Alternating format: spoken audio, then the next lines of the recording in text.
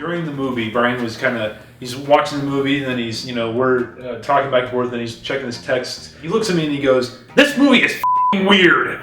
and it is. You disagree though? No. I mean, this by far, the weirdest, for better or worse, the weirdest Godzilla movie probably out of the entire franchise. And we're talking about Godzilla versus the Smog monster, aka Godzilla versus Hedorah.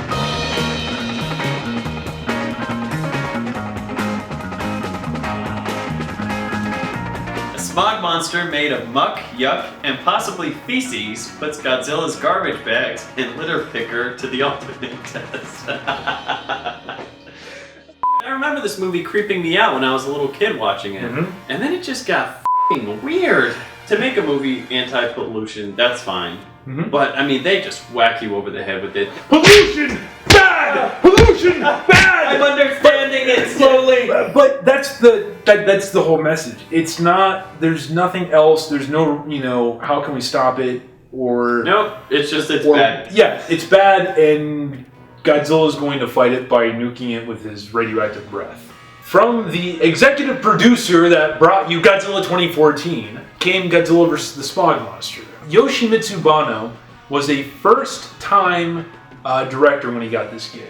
The producer of these movies, the first 22 movies, Tomoyuki Tanaka, was hospitalized. So he wasn't present to kind of oversee everything. So Yoshimitsu Banno and the special effects director apparently had free reign over the entire project. When the cat's away, the mice will play. Exactly. Right. So the movie gets made and it comes out, and Tanaka sees it and looks at Banno and says, "You ruined Godzilla." The weirdness about the movie is the thing that makes it the most unique. Absolutely. Is it bad because of that?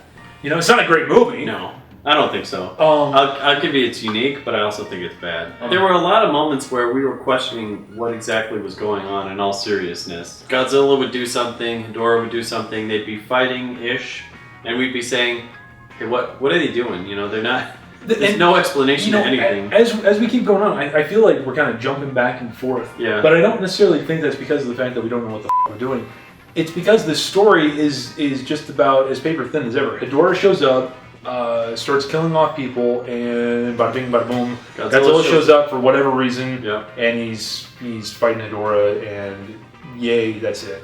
The characters in the story are very meh. I don't remember any of them. I remember the doctor guy who got his face burned because of Hedorah and stuff like that. Yeah, that's another thing. Very graphic, this movie. It shows people dying. It shows like first animals floating in the ocean. First civilian casualties since Godzilla 1954. Is it? Yeah. Wow. I mean, the first time you see these dead bodies, and again, it's kind of scary. I mean, scary for a 1970s tokusatsu movie. It's not something that you would typically see in a Godzilla movie up to this point. Especially coming off of a movie like Godzilla's Revenge, which was so geared towards kids. Then you have this one where a monster flies over and then suddenly everybody dies. And it gas and it kills everybody. There's a certain degree of G54 in terms of its violence, if that makes sense. Yes. Let's talk about Hedorah, the Smog monster. This monster is incredibly unique for its time because it has multiple forms over the course of the movie. That I loved about it. And I do like Hedorah quite a bit. And I think this was because of the fact that Godzilla was taking the role of hero. And because he was taking the role of hero, he's going to have to be seen getting beaten in the third act more often. Because we had the discussion, in the 70s movies, you see Godzilla getting beaten to the brink of death. If not dying and then coming back, kind of, sort of.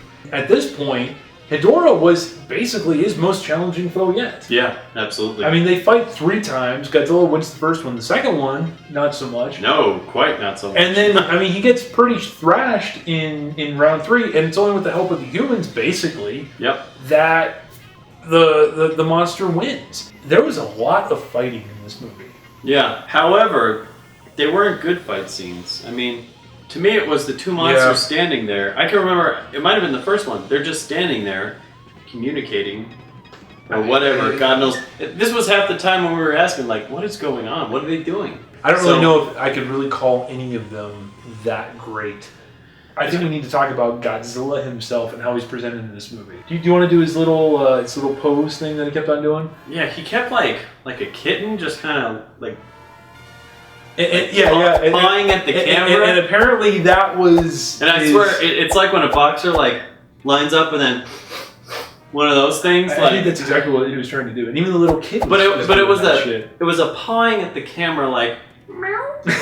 There was something off about him. There was something extremely off about him. The one thing I did like was that when Godzilla appeared, all the characters were like, "Why the f*** is Godzilla here?"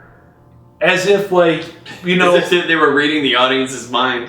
well, not just that, but remember, that goes into what happens at the very end when Godzilla kills Hedorah and he turns to the military, or the lack thereof. There's, like, no military presence in this movie because of the budget. It's like, you know, a tent and a general and 2 armed guards, and that's the military, the whole Japanese self-defense force in this movie. At the very end of the movie, Godzilla turns towards them, and they kind of... freak out a little bit. Yeah, you know? they hesitate. He's not full-fledged hero. They don't know that. They don't know why the he's here. And I think that this movie, you know, again, it was a nice transition from, okay, well, yes, Godzilla is saving us, but we still remember where he came from, and there's still the fact of, whoa, okay, anytime he wants, cool he with can us? Absolutely destroy you. I don't really have much to say about Godzilla other than those stupid gestures. Well, come on. You have nothing more to say about Godzilla. What about the thing that wasn't in the script that he does twice in the goddamn movie? And the only time he ever does it in the entire franchise. He defies physics, of course. How could I forget? He flies. Apparently this was never in the script, but Bono wanted something unique for his Godzilla, so let's have Godzilla fly. Honestly, if Super Ryo was still around, maybe he would have done something like that. I mean, Godzilla doing this thing, I mean, it's kind of on par with that. I mean, he was dancing. He's dancing, now he's flying, and the little paw thing. It's not too far out of line, in my opinion. The other visual effect that I wanted to bring up, because it both got a good laugh out of us, the roller coaster. So you like Godzilla, huh? Superman beats them all! They're on this roller coaster, reaching the top, and out of nowhere is a cartoon silhouette of Godzilla. And then it cuts, and the kid's like, "Oh, did you see Godzilla? Oh my God, he's here!" And it was a laughable effect. It was awful. The best things about this movie in particular is, you know, the monster, some of the weirder things, the animation segments and stuff. I can appreciate it on that level, but it's definitely not one of my favorite Godzilla movies. It's not one I'm gonna rail against and hate against, but you know, I'm not a fan. I mean, it's very easy to beat this movie up, and people have for years. I mean, it's in a book, a famous book called The 50 Worst Movies of All Time.